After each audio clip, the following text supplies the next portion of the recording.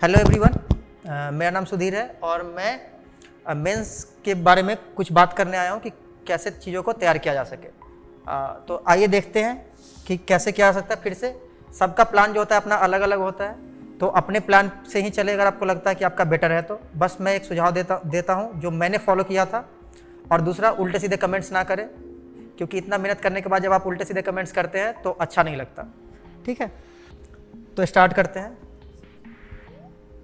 ठीक है, GS paper 1 जैसा सबको पता है, ये बस एक फॉर्मेलिटी के लिए लिखा हुआ है कि पहला जो सेक्शन है वो आर्ट एंड कल्चर का है और उसके साथ हिस्ट्री होता है, दूसरा करंट अफेयर है और तीसरा डेटा इंटरप्रिटेशन का है। तो सबसे एक एक कर देखते हैं और क्या क्या हमें तैयार करना है। सबसे पहला सेक्शन है वो आर्ट एंड कल्चर का है।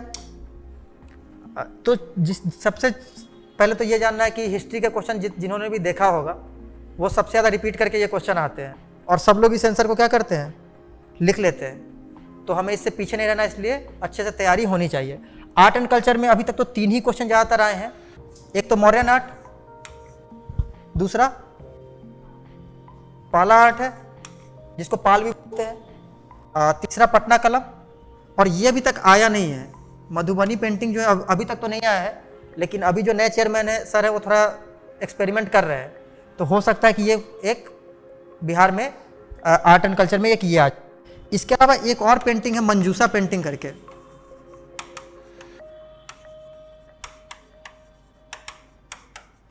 इसको भी आप एक बार ओवरव्यू ले लीजिएगा कि अगर क्वेश्चन ये चेंज करते हैं, क्योंकि अभी शॉर्ट क्वेश्चन लाने की बात कही जा रही है 9 नंबर का, तो हो सकता है कि अगर ऐसा ये क्वेश्चन आ जाए तो एक ये मंजूसा पेंटिंग भी बिहार का बहुत फेमस है। बट मोस्टली ये 3 क्वेश्चन आए हैं, तो अभी के लिए तो ये 3 तैयार कर सकते हैं।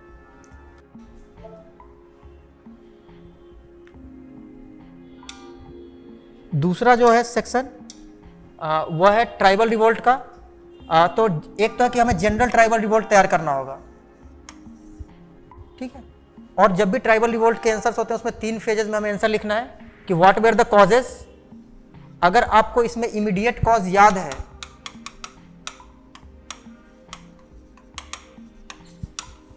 तो उसे भी लिखें। उसके अलावा कैरेक्टरिस्टिक्स और फाइनल रिजल्ट क्या आया था उस रिवोल्ट का। ठीक है, दूसरा जो है वो संथाल अपराइजिंग है और तीसरा मुंडा रिवोल्ट। ये भी एक तो मुंडा रिवोल्ट अलग से तैयार कीजिएगा और दूसरा बिरसा मुंडा के बारे में अलग से तैयार करना है। तो बस ये 3 रिवोल्ट है। फिर से अगर मान लीजिए कि आपने इन दोनों को तैयार कर लिया है तो ये वाला आंसर बन जाएगा। अगर इन दोनों को तैयार कर लिया है तो ये वाला आंसर बन जाएगा। ठीक है, तो ऐसे कर सकते हैं। तो बस यही 3 चीज तैयार करनी है ट्राइबल रिवोल्ट्स में। इसके अलावा जो है वो है, सबसे पहला जो है कि मैंने कुछ गड़बड़ कर दिया, रिवोल्ट ऑफ 1857। ठीक है, ये पहला होगा, इसको 0 ले लेते हैं। रिवोल्ट ऑफ 1857 जिसमें कि स्पेशल फोकस होना चाहिए वीर कुंवर सिंह के बारे में। दूसरा चंपारण सत्याग्रह और इसमें role of Gandhi ji in it. ठीक है, ये हमारे 4 जो 5 मूवमेंट है वो बहुत फेमस मूवमेंट्स हैं, तो ये पता होने चाहिए मूवमेंट्स। स्वदेशी मूवमेंट और स्पेशल फोकस किसका होना चाहिए, बिहार का। स्पेशल फोकस बिहार का स्वदेशी मूवमेंट में। हर एक मूवमेंट में जो स्पेशल फोकस होना चाहिए वो किस पे होना चाहिए, बिहार पे। तो पूरा आंसर लिखने के बाद हमें फिर से बिहार का रोल इसमें बताना पड़ेगा। Non cooperation, role of Bihar, civil disobedience, role of Bihar, quit India, role of Bihar. उसके अलावा जब इन 5 को कर लेंगे तो हो सकता है कि एक जनरलाइज क्वेश्चन आ जाए कि role of Bihar in freedom struggle. तो बस क्या करना है, इन 5 के समरी को यहां पर लिख देना है। पहला, चंपारण में क्या रोल रहा, स्वदेशी में क्या रहा, और तीनों में जो यहां पे आपने जो रोल ऑफ बिहार पढ़ा है, ये वीर कुंवर सिंह का रोल, इन 5 को जनरलाइज करके ये वाला आंसर हो जाएगा। फ्रीडम स्ट्रगल में बिहार का रोल क्या है। उसके अलावा इवोल्यूशन ऑफ इंडियन नेशनलिज्म, और अगर आप इसमें बिहार को भी कुछ कहीं से लेकर आ सके तो ये देख सकते हैं। ठीक है, फ्रीडम स्ट्रगल, जिसमें कि फ्रीडम स्ट्रगल जो हुआ था, ये तो होगा कि एक एक रिवोल्ट को हम देख रहे हैं। ये सेक्शन जो बहुत इंपॉर्टेंट सेक्शन है वो 3 सेक्शन ये इंपॉर्टेंट है। रिवोल्ट में पीजेंट्स का क्या रोल रहा था, जितने भी पीजेंट रिवोल्ट्स थे उसके बारे में। दूसरा जो वर्कर्स के थे, और इमिग्रेंट्स जानते हैं जो लोग बाहर गए थे, जैसे साउथ अफ्रीका का एक इमिग्रेंट का है जहाँ गांधी जी गए थे, फिजी में भी हमारे बहुत इमिग्रेंट्स हैं, तो उनके बारे में। और तीसरा वुमेन का रोल हर जगह बहुत इंपॉर्टेंट होता है। तो ये डिफरेंट ये क्लासेस के लिए है, अलग क्लास के लिए। ये तो अलग अलग रिवोल्ट्स है और ये अलग अलग क्लास, 3 क्लास जो इंपॉर्टेंट है। इसके अलावा लीडर्स में अभी तक जो क्वेश्चंस आए हैं वो 3 ही क्वेश्चन हमेशा आए हैं, गांधी, नेहरू और टैगोर। अभी तक यही 3 लीडर्स के बारे में पूछा गया है। तो ये तो एकदम अच्छे से तैयार करना ही करना है, लेकिन बाकी जो लीडर्स जो एक्सपेक्टेड हैं, जो आ सकते हैं, वो भी मैंने ऐड कर दिया है। और अगर बहुत ज़्यादा इंपॉर्टेंट अगर हम बात करें तो एक जयप्रकाश नारायण, स्वामी सहजानंद सरस्वती, ये बिहार के रिलेशन में आता है, और एक अंबेडकर कर सकते हैं, राजेंद्र प्रसाद। फिर भी ये जो है, ये तो होगा कि ये 4 बहुत इंपॉर्टेंट है, और एक बिहार में भी ये सबसे ज़्यादा है, ठीक है। लेकिन इसके अलावा जो और भी पूछे जा सकते हैं इसके अलावा, तो वो यहाँ से आप देख लें।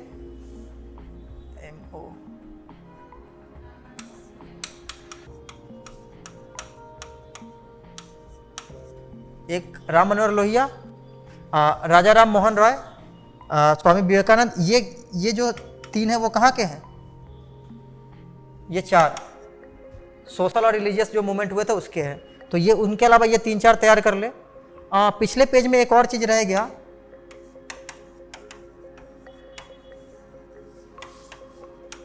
ये इसको एक तैयार कर ले, ये इसमें आ जाएगा जयप्रकाश नारायण में, ठीक है। तो इतने चीज होनी चाहिए। तो ये जो है 13, ये इतना तैयार करके रखें। फोकस तो 4-5 पे ज़्यादा होना चाहिए, बट ये पूरा 13 अगर तैयार है तो ज़्यादा बेटर है। मिसलेनियस में कुछ और भी जो क्वेश्चंस आते रहते हैं, एक तो वेस्टर्न एजुकेशन कैसे आया था बिहार में, और दूसरा डेवलपमेंट ऑफ प्रेस। ये 2 क्वेश्चन भी बहुत ज़्यादा आए हैं, जिन्होंने भी देखा वो क्वेश्चन उनको पता होगा। तो बस ये इतने चीज़ों को आपको तैयार करना है। हिस्ट्री में बहुत ज़्यादा मेहनत करने की ज़रूरत नहीं है, जो बताया गया लगभग 40 क्वेश्चंस के आसपास है, उसको आप बिल्कुल आंसर तैयार कर लीजिए, आंसर्स को याद कर जाइए, वही क्वेश्चन आएगा वही आपको लिख कर आना है, ठीक है। तो ये बिल्कुल आंसर तैयार होना चाहिए। इसके लिए कोई स्टैंडर्ड बुक नहीं है, इसलिए मैंने कुछ बुक का नाम नहीं लिखा है। तो इसको हम आंसर लाएंगे कहाँ से? तो एक तो सबको पता है, ये बुक पढ़ना पड़ेगा। एटलीस्ट जिन क्वेश्चंस को मैंने यहाँ पे दिया उतने क्वेश्चन के लिए तो पढ़ना पड़ेगा। और दूसरा जो मेरे हिसाब से ज़्यादा अच्छा रहेगा, वो प्रीवियस ईयर क्वेश्चन जो है,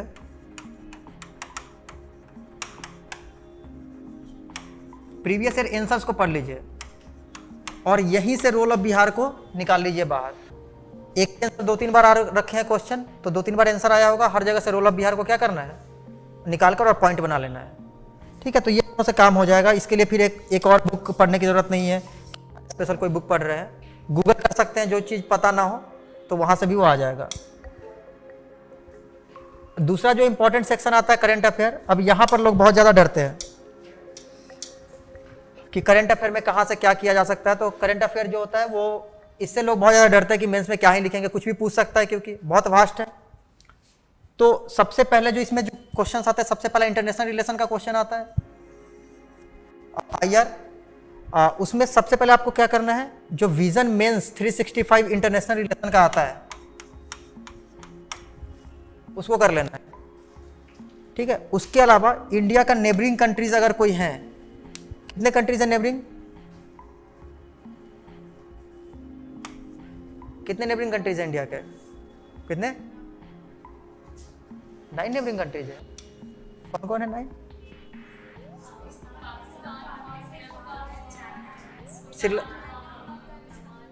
हाँ, अफगानिस्तान इंडिया के साथ बाउंड्री शेयर करता है कि नहीं? पीओ कैसे होता है वो?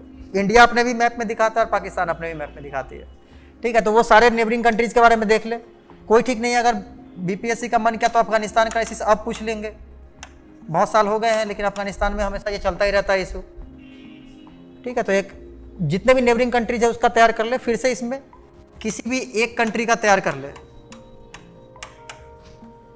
किसी भी एक कंट्री का बिल्कुल अच्छे से तैयार कर ले, बाकी आंसर्स जो है वहीं से रीअरेंज करके देख ले, ठीक है।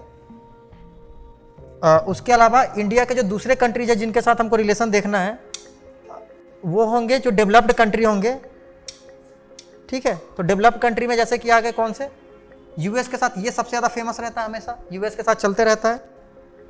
उसके अलावा यूके, फ्रांस। अब यूके को कर लिया तो फ्रांस को करने की जरूरत नहीं है, दोनों लगभग सेम ही है, ठीक है। एक रसिया को देख ले क्योंकि रसिया यूक्रेन वॉर भी चल रहा है, ठीक है। और एक जनरल में अफ्रीकन कंट्रीज को देख ले क्योंकि यहां पे जो मिनरल रिसोर्सेज हैं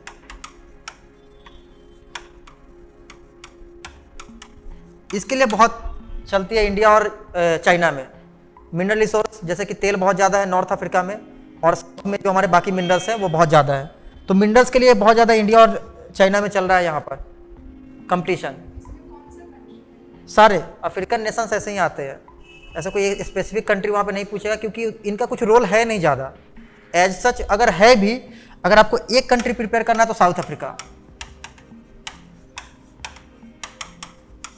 साउथ अफ्रीका। अगर एक स्पेसिफिक कंट्री प्रिपेयर करना तो साउथ अफ्रीका। इसके अलावा बाकी जितनी भी कंट्रीज है वो ऐसा सिंगल प्रिपेयर नहीं किया जाता है क्योंकि उनका कुछ खास रोल है ही नहीं इंडिया के साथ, ठीक है। तो ये कर ले जो इंपॉर्टेंट कंट्रीज है उसका। रसिया को यहाँ से एक बार अच्छे से देख ले, ठीक है। तो ये IR का हो गया। इसके अलावा कुछ ग्लोबल फोरम्स है जो हमको पता होने चाहिए, उसमें यूनाइटेड नेशंस, इसमें रिफॉर्म्स बहुत ज़्यादा मांगे जा रहे हैं कि क्या क्या इसके ड्रॉबैक्स है, तो इसको एक देख ले यूनाइटेड नेशन को, ठीक है। नॉन अलाइंग मूवमेंट, क्यों? क्योंकि इसके अभी 60 साल पिछले ईयर हुआ है, इसने अपना 60 साल कंप्लीट किया, तो एक यहाँ से क्वेश्चन आने के चांसेस है, तो नॉन अलाइंग मूवमेंट। SCO अभी मीटिंग चल रही है, इसकी चेयरमैन कौन है इसका, SCO का भी कौन कंट्री, भारत है, ठीक है। ब्रिक्स 66 वाले में आ चुका है तो ये नहीं आएगा, बट आ भी सकता है। तो मतलब कुछ ऐसे हैं, इसके अलावा भी आप कर सकते हैं, बट ये जो हो सकते हैं। एक बिम्स्टेक है, सार्स में एक और आता है, सॉरी इसमें नहीं आता है। एक G20, ये एक इंपॉर्टेंट है इस साल का सबसे स्टार मार्क वाला जो है G20 है, ठीक है। I2U2 UPSC में आ रखा तो शायद BPSC रिपीट ना करे, I2U2 इस बार आ गया UPSC में, ठीक है। एक वर्ल्ड ट्रेड ऑर्गेनाइजेशन, ये इंटरनेशनल रिलेशंस है, ठीक है। करने के लिए तो बहुत सारे हैं, अगर आप ये 3-4 कर लीजिएगा तो वहाँ से वो अरेंज हो जाएगा। कुछ डायमेंशन जो मैंने बताया उससे आप देख लीजिएगा। IMF और वर्ल्ड बैंक, ये दोनों आ सकते हैं, और एक ASEAN है, और इसके साथ ही RCEP भी आता है, तो इन दोनों को साथ में भी देख सकते हैं, ठीक है। I2U2 चर्चा में रहता है, क्वाड भी हमेशा चर्चा में रहता है, तो वो तो देखने के लिए तो पूरा ही देख ले, ठीक है। इसके अलावा जो मैं एक टॉपिक्स बता रहा हूँ कि कैसे क्वेश्चंस आते हैं और डिफरेंट अलग अलग तरीके के। फिर अगला जो करंट अफेयर क्वेश्चन आते हैं वो रिपोर्ट से बहुत क्वेश्चन आते हैं, तो मैंने 3-4 ही रिपोर्ट दिया है, बट इसको क्या करना है, और ज़्यादा रिपोर्ट्स जो है और हमें पढ़ना होगा। एक तो ग्लोबल 100 इंडेक्स है, दूसरा हैप्पीनेस रिपोर्ट है, इनइक्वालिटी और MPI। इसके अलावा और भी रिपोर्ट्स आते रहते हैं जो ग्लोबल लेवल पे होता है, उसको ही पढ़ना है। तो उसको हम पढ़ेंगे कहाँ से, विजन IAS का जो होता है मेंस 365, सोशल इश्यूज, तो 2 मेंस 365 हो चुके हैं, एक तो पहला था IR का और दूसरा सोशल इश्यूज का। इसके अलावा मिसलेनियस में ये बहुत ज़्यादा चलता है, इंडिया टेररिज्म से कैसे फाइट करेगा, और बाकी इंपॉर्टेंट करेंट अफेयर। अब इसके लिए हमको क्या करना होगा, इसका सोर्स क्या होगा, इसका सोर्स क्या होगा। अब न्यूज़पेपर को, क्योंकि ज़्यादातर लोग, हम लोग जो यहाँ पर हैं वो हिंदी में न्यूज़पेपर पढ़ते हैं, जो किसी काम का रहता नहीं है। हिंदी के न्यूज़पेपर सही में किसी काम का नहीं है मेंस आंसर राइटिंग के लिए। तो न्यूज़पेपर बस 15 से 20 मिनट पढ़े और हेडलाइंस उसमें का पढ़ ले, और ऐसे हेडलाइंस जो कि 10 दिनों तक लगभग न्यूज़ में रोज चल रहे हो, 10-15 दिन, उनको क्या करें, गूगल करके डाउनलोड कर ले, दृष्टि डाल देना है, कुछ भी जो भी न्यूज़ चल रहा हो, रसिया यूक्रेन वॉर, बगल में लिख देना UPSC, BPSC से नहीं आएगा, ज़्यादा कम ही आता है। जो भी आपको टॉपिक चाहिएगा वो बगल में UPSC डाल के गूगल सर्च कर दे, ठीक है, तो वो आ जाएगा। और वही सिर्फ पढ़ना जो कि 10-15 दिनों तक चल रहा हो लगातार न्यूज़ में, बस हेडिंग्स पढ़ लेना है न्यूज़पेपर का, न्यूज़पेपर पूरा नहीं पढ़ा जाता। उसके अलावा जो करंट अफेयर में तीसरा सेक्शन होता है वो है स्कीम्स इन द न्यूज़, और ये स्कीम जो न्यूज़ में है वो दोनों है, इंडियन का भी है, इंडिया का सॉरी, और दूसरा बिहार स्पेसिफिक अगर कोई स्कीम आया है तो। ठीक है, तो उसके लिए मैंने बता दिया कि मैगजीन्स कौन कौन पढ़ने हैं। एक तो IR का पढ़ना है, एक इकोनॉमी का पढ़ना है, और अगला सोसाइटी का पढ़ना है। ये 3 मैगजीन विजन के पढ़ने हैं। हिंदी में भी आती है तो हिंदी वाले पढ़ सकते हैं। ठीक है, ये 3 मैगजीन पढ़ लेना है। इसमें इकोनॉमिक्स वाला जो है वो पेपर 2 में भी काम आ जाएगा। ठीक है, तो ये हो गया। इसके बाद DI में चलते हैं। इसमें बहुत लोग बोलते हैं कि कैसे होगा, तो मैंने कुछ ट्राई किया, कुछ करने का, कौन कौन सा चैप्टर हमें पढ़ना है। तो इसमें जितने मैंने एनालिसिस किया तो 5 ही टॉपिक है जिससे कि BPSC में क्वेश्चन आ रहे हैं, और वो भी 4 में से कितने करने होते हैं, 2 करने होते हैं, और एक पाई चार्ट तो फिक्स है उसमें से।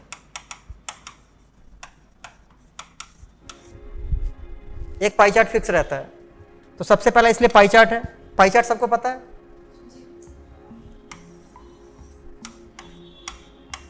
ये वाला। ठीक है, तो पाई चार्ट एक फिक्स रहता है। तो पाई चार्ट को हमको कर लेना है। पाई चार्ट में बस ये अगर आपको आ गया कि एंगल को किस में कन्वर्ट करना है, 2%, बस ये पता हो जाना चाहिए, फिर उसका पाई चार्ट का सारे क्वेश्चन बन जाएंगे। ठीक है, क्या सकती होगा। ठीक है, दूसरा जो होता है एक लाइन ग्राफ आता है, डेटा टेबल। डेटा टेबल जानते हैं, जो नंबर दिया रहता है। चौथा बार ग्राफ, ऐसा जो रहता है। ठीक, और एक फ्रीक्वेंसी टेबल। ये इस पे बहुत क्वेश्चन आया नहीं अभी तक, बट हो सकता है कि आगे पूछ ले। जो फॉर्मूला जो हमको पता होना चाहिए जब क्वेश्चन सॉल्व कर रहे हो, एक तो यहां से हो गया कि एंगल को किस में कन्वर्ट करना है, परसेंटेज में। दूसरा मीन निकालना आना चाहिए, सम upon total number of data. उसके अलावा आपको रेशियो एंड प्रोपोर्शन बहुत अच्छे तरीके से आना चाहिए, जानते हैं रेशियो प्रोपोर्शन। और लास्ट में एक परसेंटेज, मैंने ऐसे प्रॉफिट एंड लॉस भी एक लिखा है, बट परसेंटेज। ये 3 सबसे ज़्यादा इंपॉर्टेंट है, एक ये, 2 और 3। ये 3 बहुत अच्छे से आना चाहिए, कितने परसेंटेज है। ठीक है, और चौथा अगर आपको लगे कि प्रॉफिट एंड लॉस भी कर लें तो कर सकते हैं, बट ये आता नहीं है। ठीक है, तो पेपर 1 में बस इतना है। DI में ट्राई यही करना है कि 72 आउट ऑफ 72 मार्क कर दे। अभी तक मैंने देखा है कि अगर आपका करेक्ट आंसर नहीं आ रहा है DI में, पॉइंट का भी डिफरेंस हो रहा है कि जैसे आंसर आ रहा है 28.2 और आपने लिख दिया 28.4, आपको नंबर 0 मिलेगा। ठीक, हाँ 0 मिलेगा। यहाँ पे प्रोसेस के नंबर नहीं होते, एकदम फाइनल रिजल्ट ही देखा जाता है। बहुत अगर कॉपी चेक करने का मन कर रहा है तो 8 नंबर का क्वेश्चन है तो 1 नंबर दे देगा। ठीक है, तो इसमें सिर्फ फाइनल रिजल्ट पे, अगर फाइनल आंसर आया है तभी नंबर मिलेगा, और एग्जैक्ट आना चाहिए। एग्जैक्ट जितना वैल्यू है उतना आना चाहिए।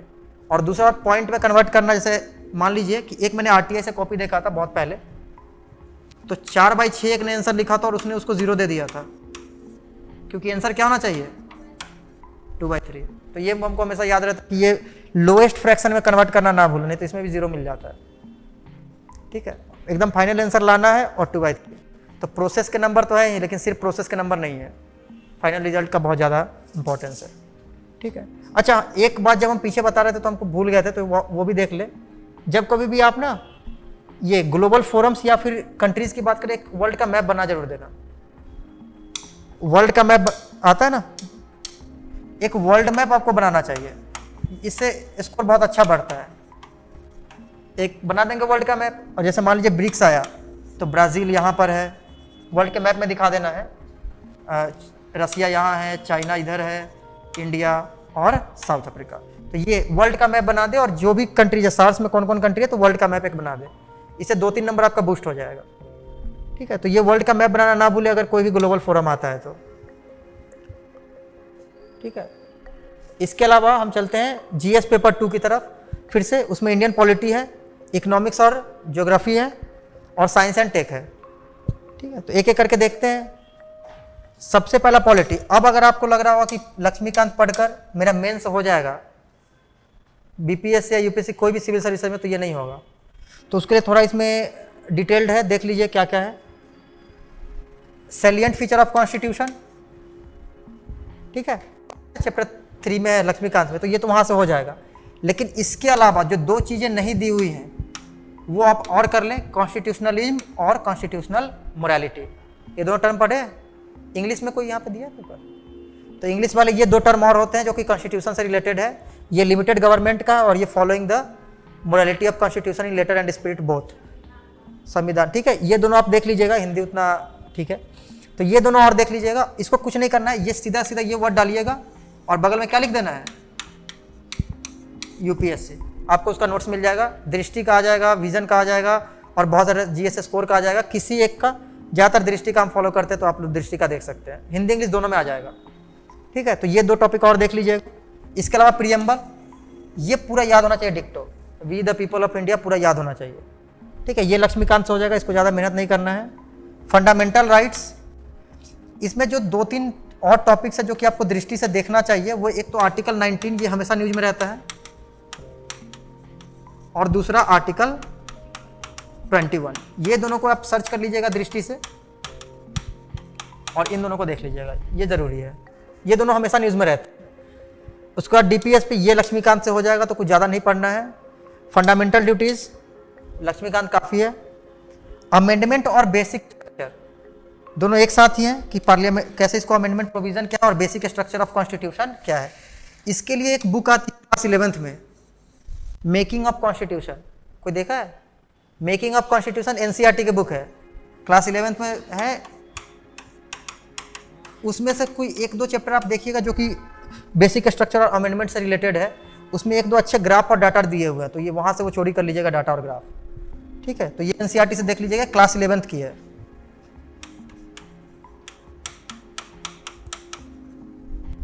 ठीक है, इसमें 2 बुक है, तो आपको सिर्फ वो पहला एक पढ़ना है जो कॉन्स्टिट्यूशन मेकिंग, उसमें भी 2-3 चैप्टर ही पढ़ना है जिससे ये दोनों टॉपिक रिलेटेड हो।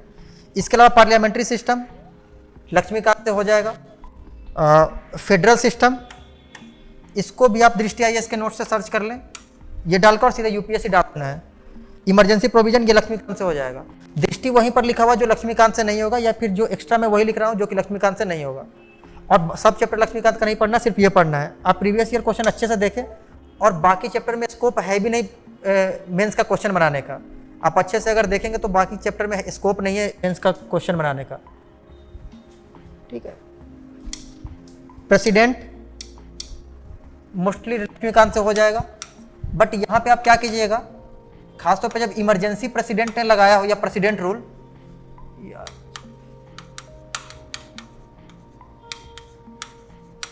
प्रेसिडेंट रूल जो लगाया होगा किस में,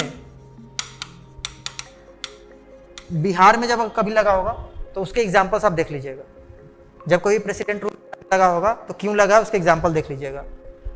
ठीक है, इसके अलावा पार्लियामेंट में ये क्वेश्चन 3 बार आ चुका है बीपीएससी में कि इंडियन पार्लियामेंट जो है वो सॉवरेन नहीं है, लेकिन ब्रिटिश की पार्लियामेंट जो है वो सॉवरेन है। ठीक है, उसके कारण क्या क्या है, 3-4 वहाँ पे दे रखे हैं, तो एक ये देख लीजिएगा पार्लियामेंट में से। ठीक है, बजट कैसे ले किया जाता है, हमारे बिल पास होने का क्या प्रोविजन है, ये सब नहीं देखना है। वो सब मेंस का टॉपिक नहीं है, वो किसका टॉपिक है, प्रीलिम्स का, कि वोट ऑन अकाउंट क्या होता है, वोट ऑन क्रेडिट क्या होता है, ये सब उधर का है। पार्लियामेंट्री कमेटी, उस कमेटी का यूज क्या है और उसकी कमियां क्या है।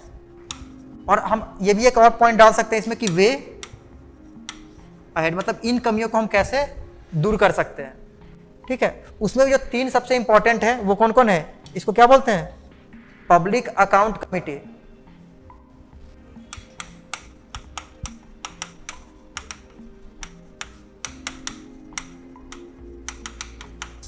उसके अलावा ये है, एक होता है एस्टीमेट कमेटी और तीसरा होता है कमेटी ऑन पब्लिक अंडरटेकिंग। तो एक ये है supreme court and high court, Laxmikanth काफ़ी है। फिर से अगर आप जुडिशियल रिव्यू, जुडिशियल एक्टिविज्म, और ये है पब्लिक इंटरेस्ट लिटिगेशन, देखें। अब आप इसका अगर लक्ष्मीकांत देखिएगा तो किसी काम का नहीं है। ठीक है, तो इसके लिए आपको दृष्टि या फिर विजन के नोट्स के साथ जाना होगा, क्योंकि उसमें ये मेंस जैसा आंसर दे रखा है। इसमें कब आया, कैसे आया, पब्लिक इंटरेस्ट कैसे इवॉल्व हुआ, वो दे रखा है, वो नहीं है। गवर्नर, ये तो हमको लगता है सबसे ज़्यादा हॉट टॉपिक है बीपीएससी के लिए। इसमें भी स्पेशल रेफरेंस किसका देना है, बिहार का, तो ये देख लेना है। चीफ मिनिस्टर, पंचायती राज फिर अच्छे से नहीं दे रखा है उसमें लक्ष्मीकांत में, तो ये कहाँ से देखना है, फंड, फंक्शन, फंक्शनरीज, दृष्टि के नोट से ये हो जाएगा। ठीक है, ये 3 जो है बहुत इंपॉर्टेंट है। इलेक्शन कमीशन, पहला दूसरा जो है फाइनेंस कमीशन। अच्छा, ये क्यों मैंने डाला है नेशनल कमीशन फॉर, ये कोई बताएगा? National commission for backward class, अभी इसको कॉन्स्टिट्यूशनल, ठीक है, पहले ये स्टैट्यूटरी बॉडी था, अभी इसको कॉन्स्टिट्यूशनल प्रोविजन मिला है अमेंडमेंट करके, इसलिए ये इंपॉर्टेंट है। एक तो कैग हो गया, कंट्रोलर ऑडिटर जनरल। लोकपाल और लोकायुक्त, ये भी कहां से देखना है?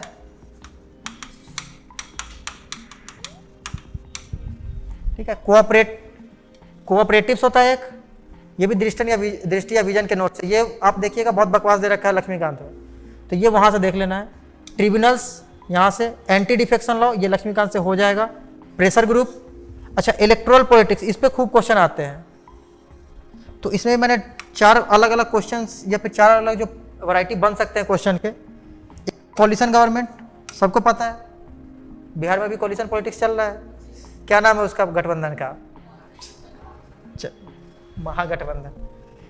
एक कास्ट इन पॉलिटिक्स बिहार में खूब चलता है, इसमें एक लाइन है वो याद करेंगे, आंसर लिखेंगे, इंडिया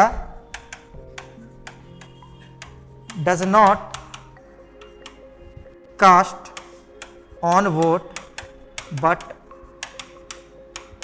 वोट ऑन कास्ट। ये लाइन बहुत अच्छा, अगर आप यहां से इंट्रोडक्शन करेंगे तो बहुत अच्छा इंप्रेशन बनता है। ये जनरल लाइन है, इसको याद कर लीजिए कि इंडिया जो है, इंडियन जो पीपल वोट को कास्ट करने या वोट देने नहीं जाते हैं, कास्ट को वोट देते हैं। ये CAST कास्ट का मतलब हुआ वोट देना, लेकिन वो वोट देते नहीं है, वो जाति को वोट देते हैं, ठीक है, इसका ये मतलब है। अच्छा, इसके अलावा जो लक्ष्मीकांत में नहीं है वो आपको कर लेना है कि ई गवर्नेंस, ये सीधे दृष्टि IAS डाल दीजिएगा, ठीक है, ई गवर्नेंस UPSC। और अगला रोल ऑफ ब्यूरोक्रेसी, ये विजन का गवर्नेंस का एक नोट्स आता है, जानते हैं? तो विजन के गवर्नेंस का जो नोट्स आता है आप वहां से इसको कर सकते हैं, ठीक है। तो पॉलिटी में इतना काफी है, इन सारे क्वेश्चन को आप तैयार कर ले, हमको लगता है शायद 4 में से 3 लिखना होगा, हो जाएगा। इंडियन इकोनॉमी, अब इसमें जो क्वेश्चन है ना थोड़ा सोचकर लिखना होता है, GS में जो करंट अफेयर है उसकी तरह। तो जो एक ये है, ये बुक आप पढ़ ले, इसमें से भी हम चैप्टर अभी बताते हैं, नितिन सिंघानिया। दूसरा है विजन IAS मेंस 365, वो पहले भी लिखा जा चुका है। इकोनॉमिक सर्वे इंडिया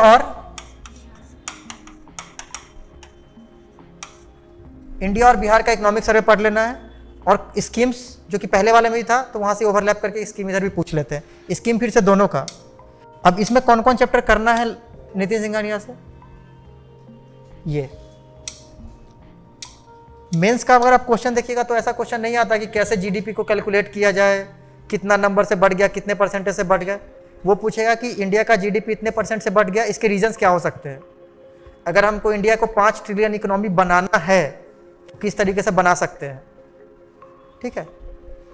तो सबसे पहला जो है, एक तो चैप्टर नंबर 2 जिसमें पॉवर्टी, इनइक्वालिटी, अनएम्प्लॉयमेंट, क्योंकि ये तीनों चीज बहुत बड़ी समस्या है इंडिया के लिए, बहुत पहले से ये तीनों चीजें बहुत बड़ी समस्या है इंडिया के लिए, ठीक है। इसके अलावा इकोनॉमिक प्लानिंग इंडिया, जो 5 ईयर प्लान्स थे, नीति आयोग अभी आया है। अगला है एग्रीकल्चर, ठीक है, एग्रीकल्चर, इससे एक क्वेश्चन तो बनेगा ही बनेगा, तो एक एग्रीकल्चर हो गया। Land reforms in India agriculture से रिलेटेड है, इरिगेशन ये भी एग्रीकल्चर से रिलेटेड है।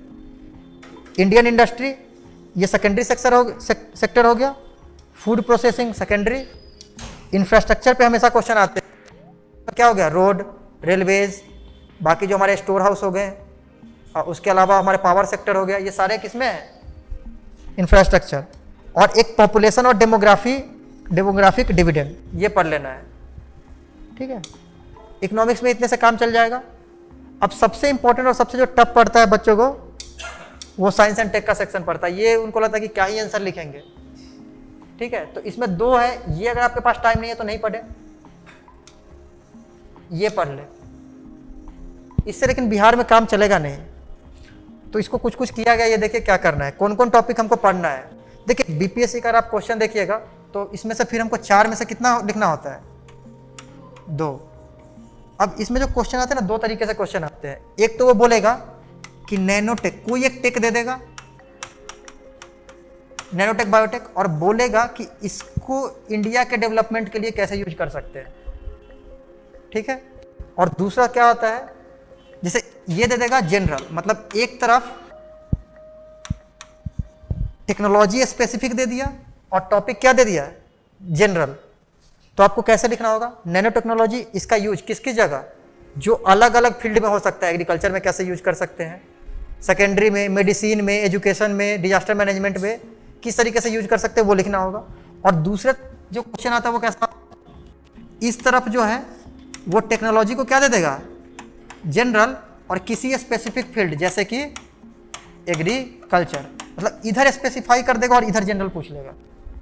तो हमको कुछ नहीं करना, जितने भी आपको यहाँ से ऊपर दिख रहे हैं इन सारे का यूज हर एक फील्ड में एक नोट्स बना लेना है गूगल कर करके, इसका कोई भी स्टैंडर्ड बुक नहीं है।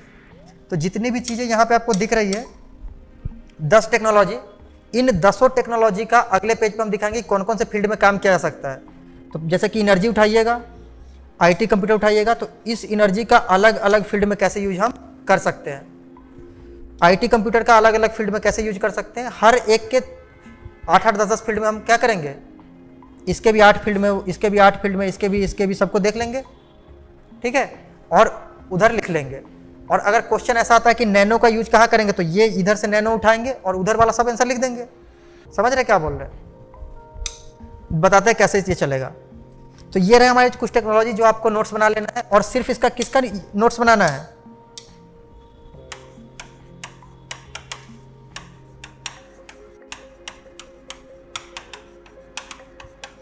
इसका यूज, अलग अलग फील्ड में क्या यूज है, ठीक है, मिनिमम ये करके जाना है, इससे आगे तो आपको जितना मर्जी उतना कर सकते हैं। अब वो फील्ड क्या क्या हो सकते हैं, ये तो 10 टेक्नोलॉजी हैं। अब इस बार पता नहीं ये वाला जो क्वेश्चन है ना, ये बहुत ज़्यादा लग रहा है कि आ जाएगा, चैट जीपीटी लग रहा है, इसलिए मैंने इसमें एआई के साथ डाल दिया है। एआई के साथ बहुत जगह पे ना आपको एक और चीज़, मशीन लर्निंग, जानते हैं एक मशीन लर्निंग भी होता, तो हो सकता है कि एआई के साथ साथ ये क्या करे, मशीन लर्निंग का भी दे दे। दोनों लगभग सेम ही होता है, आप दोनों में सेम ही आंसर लिख के आ जाइए, कोई दिक्कत नहीं है, दोनों सेम ही है, ठीक है। तो एक ये हो गया, और जो डिफरेंट फील्ड्स में यूज हो सकता है, कौन कौन से फील्ड हो सकते हैं, ये पेपर में सोचा नहीं जाता, ये याद करके जाइए कि ये अलग अलग 9-10 फील्ड है जिसमें हमको आंसर तय करना है कि इस टेक्नोलॉजी का हम किस किस फील्ड में यूज कर सकते हैं। पहला सोचेंगे अच्छा ये टेक्नोलॉजी एग्रीकल्चर में यूज हो सकता है कि नहीं, अच्छा हो सकता है, तैयार कर रखे हैं पॉइंट्स, उस पॉइंट को चेप देंगे पूरा 3-4 पॉइंट जो कर रहे होंगे। दूसरा, हेल्थ में इसका यूज हो सकता है कि नहीं, एजुकेशन में यूज हो सकता है कि नहीं, नेचुरल रिसोर्स डिग्रेडेशन हो रहा है तो वेस्ट मैनेजमेंट, इन सब में। अगर इंडस्ट्रियल सेक्टर, ये सेकेंडरी सेक्टर की बात की जा रही है, ये जॉब क्रिएशन, क्योंकि ये बहुत बोला जा रहा है कि मशीन के आने से, साइंस के डेवलपमेंट के कारण जॉब क्या हो रहा है, कम होते जा रहा है। तो जॉब क्रिएशन में अगर हम कर सकते हैं कि नहीं, इन्वायरमेंट को प्रोटेक्शन में कैसे यूज कर सकते हैं, अर्बन प्लानिंग में, वाटर मैनेजमेंट, एक शायद अगले पेज में है डिजास्टर मैनेजमेंट। और इसमें भी आप लोग एक क्वेश्चन तो देखे होंगे 4-5 साल आया है, डिजास्टर क्या, फ्लड और ड्रॉट आया है। अब इसमें हमको करना क्या है, फ्लड एंड ड्रॉट पूछेगा, पीछे जाएंगे, एक एक करके सोचेंगे। एनर्जी का यूज ज़्यादातर नहीं कर सकते तो इसको काट देंगे, चलो पहला पॉइंट गया, इसका यूज नहीं कर सकते फ्लड ड्रॉट में। आईटी कंप्यूटर कर सकते हैं, डिफेंस का इसमें कोई काम नहीं है। ब्लॉकचेन कर सकते हैं डाटा स्टोर करने में, कि जो भी लोग प्रभावित हुए उसके चीज़ों को डाटा स्टोर कर सकते हैं। एआई का यूज़ कर सकते हैं, रोबोट एआई, इसमें एक और रोबोटिक्स भी डाल दीजिए, क्योंकि लोगों को वहाँ जाने में दिक्कत होगी तो रोबोट्स को भेज के करवा लेंगे, वहाँ पर करवा सकते हैं। अरे जहाँ पे फ्लड आ रखा है वहाँ पे लोग नहीं पहुँच सकते, तो हम एआई का यूज़ करके, रोबोटिक्स का यूज़ करके वहाँ पे क्या करेंगे, रोबोट्स को भेज देंगे, वो रिलीफ वर्क सप्लाई कर देंगे। फिर अगला देखिए 5G, अगर इंटरनेट कनेक्टिविटी अच्छा होगा तो वहाँ से मीडिया रिपोर्टिंग अच्छी हो सकती है, वहाँ के लोगों के बारे में हम ज़्यादा अच्छे से जान सकते हैं, जो सैटेलाइट कवरेज होता है वो ज़्यादा बेटर आएगा, तो वहाँ के बारे में ज़्यादा पता हो सकता है। लेज़र का यूज़ नहीं कर सकते तो इसको हटा देंगे। स्पेस टेक्नोलॉजी का यूज़ कर सकते हैं ना। बायोटेक्नोलॉजी का यूज़ कर सकते हैं क्या, कर सकते हैं। कोई ऐसा फोर्टिफाइड फ्यूचरिस्टिक भी आप बता सकते हैं कि फोर्टिफाइड ऐसा कुछ बना दे, ऐसा कोई फोर्टिफाइड फूड जानते हैं ना, जैसे भी बन रहा है चावल का, ऐसा कोई बायोटेक्नोलॉजी ऐसा ला जो कि बाढ़ आने पर उसको भी वो क्या करे, रेजिस्ट कर जाए। जैसे भी एक पोखाली करके आया है, एक बिहार भी रिलीज़ किया है कोई चावल जो कि बाढ़ में वो ग्रसित नहीं होगा। चाइना एक चावल लेकर आया जो कि एक बार में 5 साल तक उससे खेती हो सकती है। अभी एक बार चावल काटते हैं, खत्म है, तब चाइना लेकर आया 5 साल तक खेती होगा उससे, तब उसको हटाना है। तो बायोटेक्नोलॉजी का भी यूज कर सकते हैं, नैनो का यूज कर सकते हैं क्या? सोचिएगा, नहीं हो सकता तो उसको हटा दीजिएगा। तो उधर उठा लिए और इसमें से सोचे कि क्या यूज हो सकता है, या फिर इधर का उठा लेंगे, उन डिफरेंट फील्ड में कौन कौन फील्ड में हम यूज कर सकते हैं, उसको आंसर लिख देंगे। तो बस ये करना है। इसके लिए कोई आपको रिसोर्स मिलेगा नहीं, इसलिए इतना आप करने का कोशिश कीजिए। इसके अलावा ये जो 2-3 चीज़ें जो बहुत ज़्यादा फेमस चल रही हैं, ये तो यूपीएससी भी इस बार पूछ लिया था कि कोविड वैक्सीन के डिफरेंट तरीके क्या क्या हैं जो बना हुआ है। और अगला आत्मनिर्भर भारत पे बहुत फोकस चल रहा है, मेक इन इंडिया और आत्मनिर्भर भारत पे। तो ये इतना कर ले साइंस एंड टेक्नोलॉजी का, कि कैसे टेक्नोलॉजी का यूज करके हम इन 3 चीज़ों को कर रहे हैं। ठीक है, तो मोर और लेस यही था। होप की वीडियो ठीक ठाक आपको लगा हो।